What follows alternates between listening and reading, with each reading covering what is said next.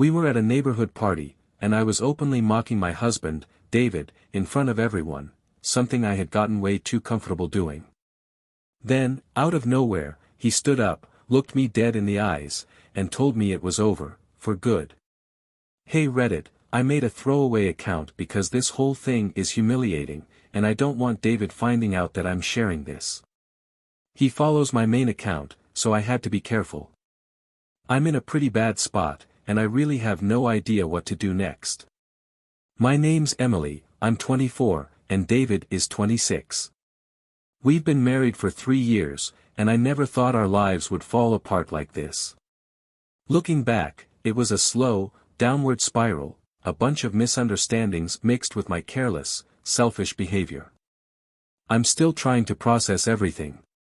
David's always been a quiet, introverted guy, and I've always been the social butterfly. I love hosting parties, being the center of attention, while he's the type to prefer quiet nights at home with a book or a movie. He tolerated my outgoing nature, even though it wasn't his thing. I guess I pushed him too far, though, because now I realize I messed up, big time. For a bit of context, David has always been the type to bend over backward to keep me happy. I know the word doormat isn't nice, but honestly, that's what he was. He would do anything for me, no questions asked. He'd surprise me with coffee every morning, even if it meant getting up earlier than he needed to. If I was feeling down, he'd cancel his plans just to cheer me up. He always put my needs first, never once thinking of himself. And, to be blunt, I got used to it. I expected it. Somewhere along the way, I started taking David for granted, assuming he'd always be there, that he'd never get tired of me. I thought I had all the power in the relationship because he was so devoted. It became easy for me to overlook how much effort he was putting in, and I didn't care how my actions were affecting him. It only got worse when I decided I wanted to be a stay-at-home wife, even though we didn't have kids yet. David didn't hesitate, he agreed, like he always did. And I took full advantage of that. I started doing less around the house, expecting him to pick up the slack after working long hours. He would come home, exhausted, only to find I hadn't lifted a finger all day. And yet, he never complained. He would roll up his sleeves and start cooking or cleaning, doing everything I was supposed to be doing. And what did I do in return? I started to resent him. I began to see his kindness and willingness to please as weakness. I wanted someone stronger, someone who could challenge me, not someone who bent over backward to meet my every need. I pulled away emotionally, spending more time with friends and less time with him.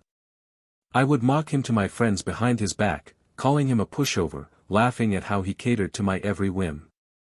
They'd laugh too, egging me on, telling me I deserved better. And the more I distanced myself, the harder David tried to hold on. He'd surprise me with gifts, plan romantic dinners, and constantly try to reconnect. But I wasn't interested. I didn't want someone who adored me, I wanted excitement, passion, a challenge. As David kept trying to make me happy, I kept pushing him further away. Our relationship turned into this sad, repetitive cycle, him constantly trying to win me over, and me pulling away, uninterested and ungrateful. It got to the point where I started openly flirting with other guys just to feel that thrill of being desired again. I wanted excitement, not someone who practically worshipped me.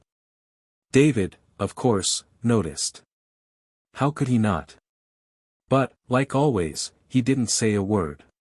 He just kept doing whatever he could, thinking that if he showed me enough love, I'd snap out of it and come back to him. But I was already too far gone. Instead of appreciating everything he did, I saw it as weakness. He became someone I couldn't respect, and, honestly, I began to see him as pathetic. It wasn't just me who treated him like that. Some of our friends started seeing him the same way too. They picked up on how I talked about him and how I dismissed him in front of them, and they followed my lead. They started teasing him, calling him whipped and making jokes about how he always bent over backward for me. And David? He'd laugh along, playing the role of the good-natured husband, even though I could see, from time to time, a flicker of hurt in his eyes. But he never let it show for long, always masking it with that same tired smile. I didn't care. I was too wrapped up in my own world, going out more with friends, leaving him behind. David's few remaining friends began to distance themselves too, frustrated with how he let me walk all over him. They'd tell him he deserved better, that he needed to stand up for himself, but David would defend me, saying I was going through a rough patch, that I just needed time. The more he defended me, the less respect anyone had for him, and honestly, I felt the same. David had turned into this shadow of a person, always trying to please me, while I grew more resentful, thinking I was too good for him. I was surrounded by friends who encouraged me, who told me I needed someone who could match my energy, someone more exciting. And I believed them. David, meanwhile, threw himself into work, probably to escape the mess of our relationship. He took on extra hours, and when we did go out, he'd hang back while I was the life of the party. I didn't even notice how much it was tearing him apart. Looking back now, I realized just how unfair I was. David deserved better, way better than what I gave him. He was a good man, a loving partner who did everything he could to keep me happy, but I didn't care. I was too busy chasing thrills, ignoring how my actions were slowly killing our marriage. And to be honest, I didn't think he'd ever have the strength to leave me. I thought I had him wrapped around my finger, that no matter what I did, David would always be there, waiting for me. Turns out, I was wrong. It wasn't long before my behavior reached a breaking point. I had reconnected with some old friends from college, people who were all about partying and living carefree.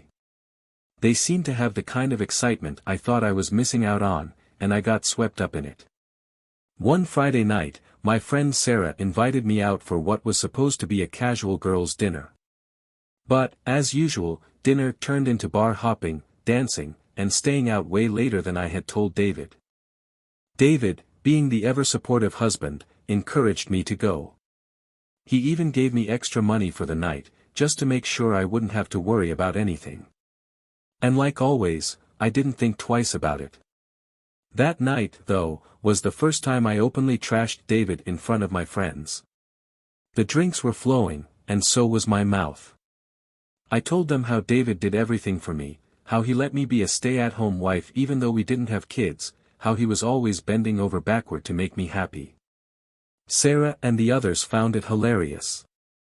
They laughed, told me I was lucky, and kept egging me on. And I enjoyed it, the attention, the laughter. It felt good to be the center of everything. The next morning, I woke up with a pounding headache and this tiny flicker of guilt gnawing at me. David, being David, had made me breakfast like he always did after my nights out. He asked me how my night was, and I gave him some vague answer, not wanting to admit what I had said about him. I could see the concern in his eyes, but he didn't push. He just told me he was glad I had fun and that he loved me. And just like that, whatever guilt I felt vanished, replaced by this strange annoyance. It bothered me how much he cared, how much he always cared. I shrugged him off like I always did, and the cycle continued. Over the next few weeks, I started going out more and more with my friends, and David kept supporting me, even though it was clear he was exhausted, both physically and emotionally. Our conversations became shorter, colder. I could sense his disappointment, but I ignored it, convinced that he'd never leave me no matter what I did. One night, Sarah and a few other friends came over for a movie night at our place.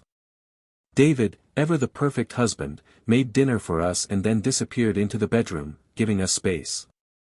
After a few glasses of wine, the conversation naturally turned to relationships, and, as usual, Sarah started talking about how she wished her boyfriend was as devoted as David.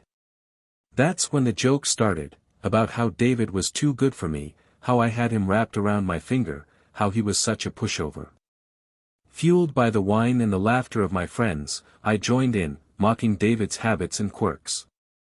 I even joked about how I could probably tell him to jump off a cliff, and he'd ask how high. The laughter that followed made me feel powerful, but deep down, I knew it was wrong. And, of course, David must have overheard everything, but like always, he didn't say a word about it. The next morning, he acted like nothing had happened, kissed me on the forehead, told me he loved me, and went off to work.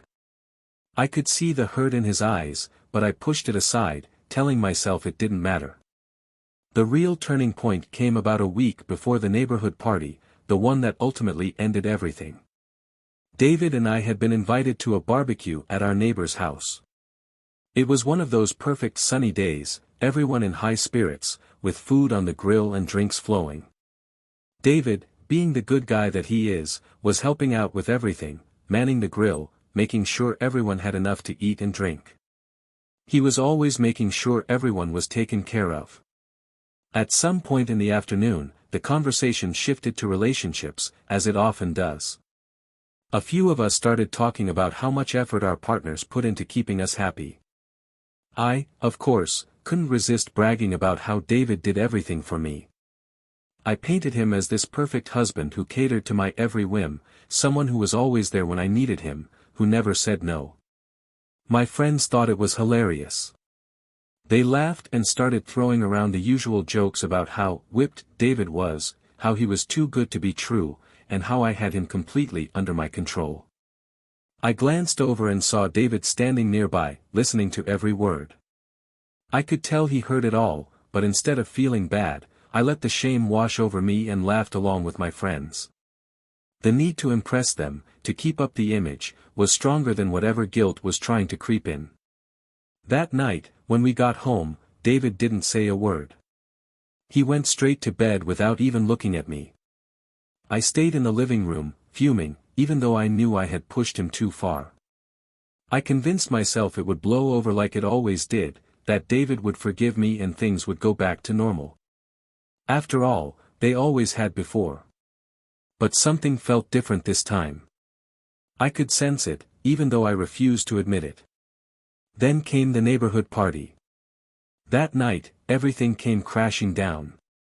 It was just another one of our typical get-togethers, something our community did often. Everyone was there, laughing, eating, and drinking. David, like always, was helping out, doing what he could to make sure everyone was having a good time. I, on the other hand, was mingling with my friends, and after a few drinks, the conversation drifted toward our husbands again. Someone mentioned how lucky I was to have David, how he'd do anything for me, how he was so accommodating. Feeling tipsy, I laughed, making jokes about how David was always ready to do whatever I asked, no matter what it was. I made fun of him for never saying no, for being too soft, too easygoing. My friends laughed right along with me, making comments about how whipped he was. That's when I noticed the silence. I turned around, and there was David, standing behind me. His face was pale, completely expressionless. He had heard everything. Without saying a word, he walked over to the table where we were all sitting. He looked directly at me and said, "We need to talk." I was stunned. David never demanded anything, and this was the first time I had seen that kind of intensity in his eyes. I tried to brush it off as a joke, but he wasn't smiling. David led me to a quiet corner of the yard, away from the party. I could feel everyone's eyes on us, but the party continued. It was then that David finally said the words I thought I'd never hear, "I'm done." At first, I didn't believe him. I tried to laugh it off, thinking he was just upset, that it would blow over. But David didn't waver. He told me he was tired of the way I treated him, tired of being disrespected by me and everyone else because of the way I mocked him. He said he was done, and he was leaving, right then and there. He didn't want me coming back to the house. He said my things would be waiting on the porch when I got home. And with that, David walked away. After David left the party that night, I was in complete shock. I could feel the eyes of everyone at the party on me, but no one said a word. They might not have heard exactly what was said, but judging by the look on David's face and the way he stormed off, it was obvious something serious had gone down. I tried to keep my cool, but inside, I was panicking. I quickly made up an excuse to my friends and left, rushing after David. By the time I got home, David was already there, packing up my stuff. I couldn't believe it. This was the man who had always bent over backward for me, the one who had never once stood up to me, and here he was, calmly going through my things, ready to throw me out of his life. I tried everything to stop him, begging, crying, making excuses, saying things I knew would tug at his heartstrings, but it was like he had completely shut down. He wouldn't even look at me. He just kept packing, methodically, like none of it mattered anymore. And maybe to him, it didn't. Maybe I had pushed him too far this time, and there was no going back. When he finally finished, he threw my bags out onto the porch and told me to leave. At first, I refused, standing there, pleading with him, but he wasn't listening. He calmly told me that if I didn't go, he would call the police, and that would make things even worse for me. He was serious. I could see it in his eyes. So, eventually, I left, walking down the street with what little I could carry, my head spinning, tears streaming down my face. As I walked, I noticed that some of the neighbors were watching from their windows. Even my so-called friends, the ones who had laughed at my jokes about David, didn't bother to come out and check on me.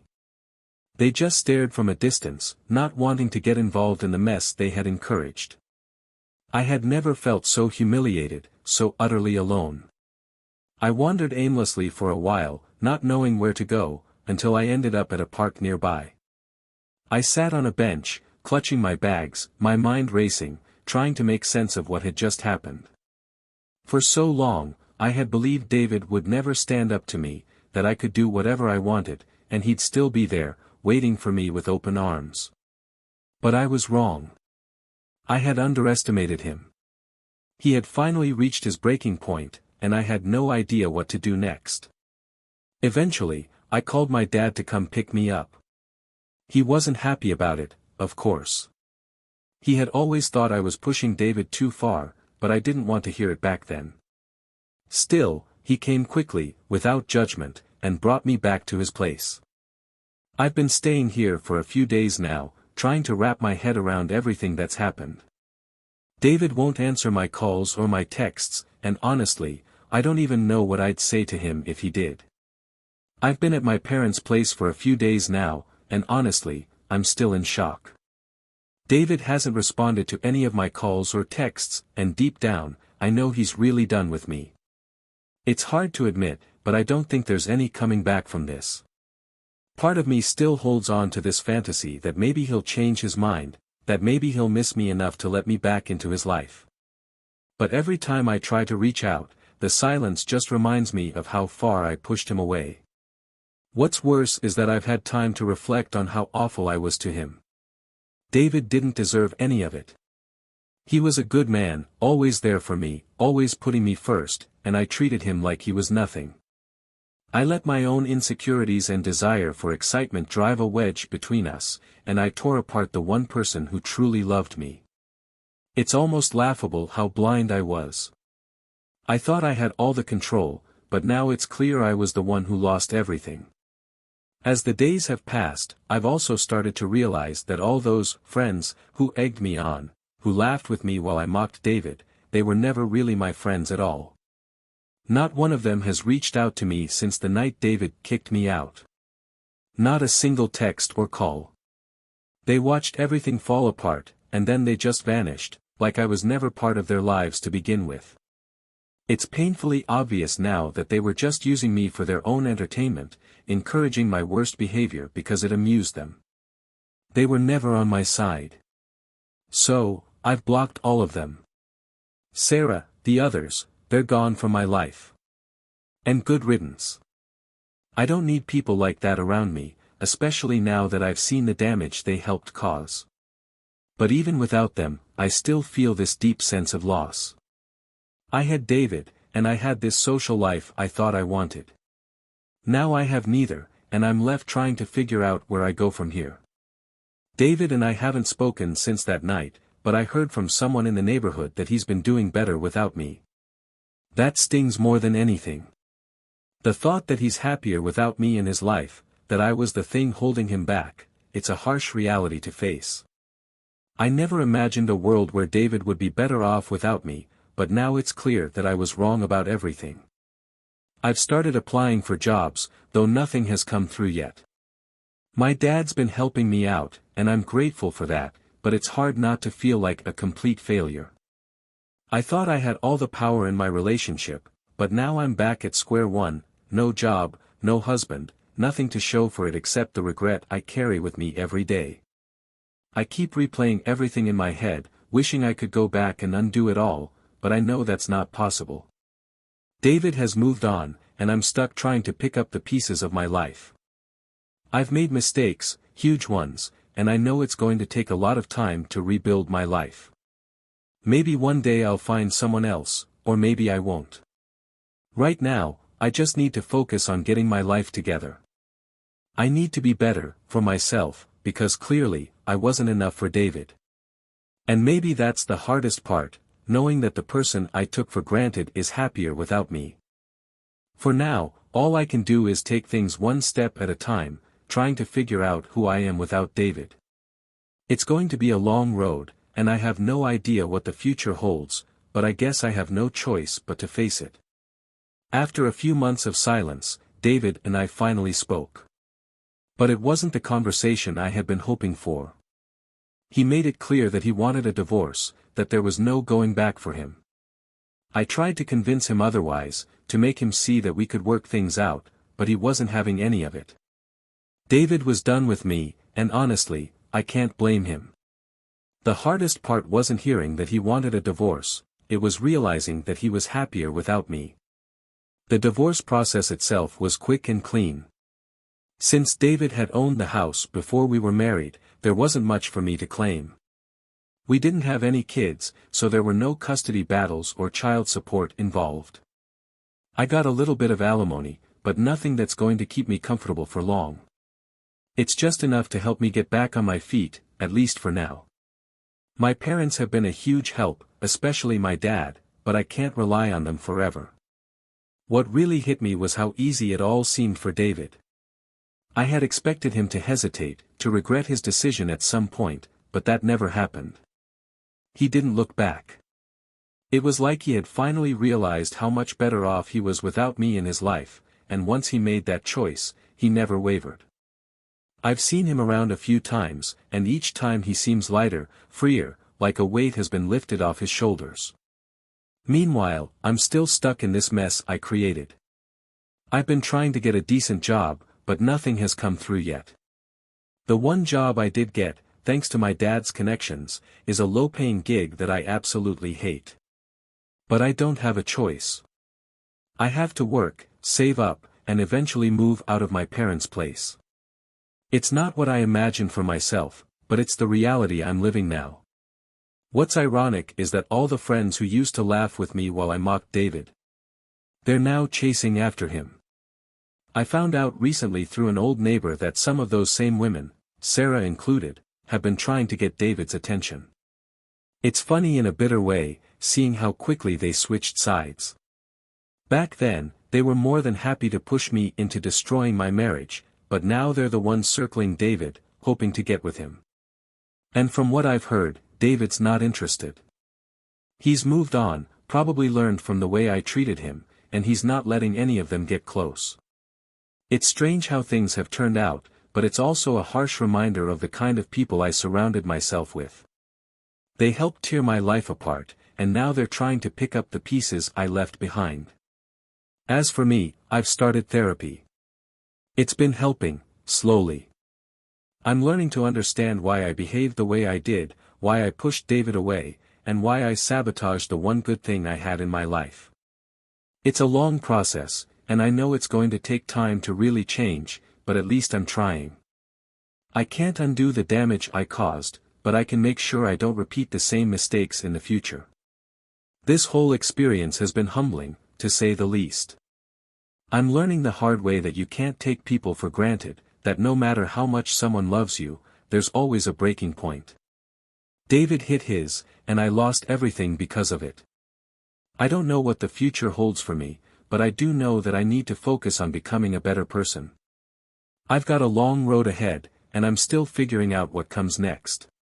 But for now, all I can do is keep moving forward, one day at a time.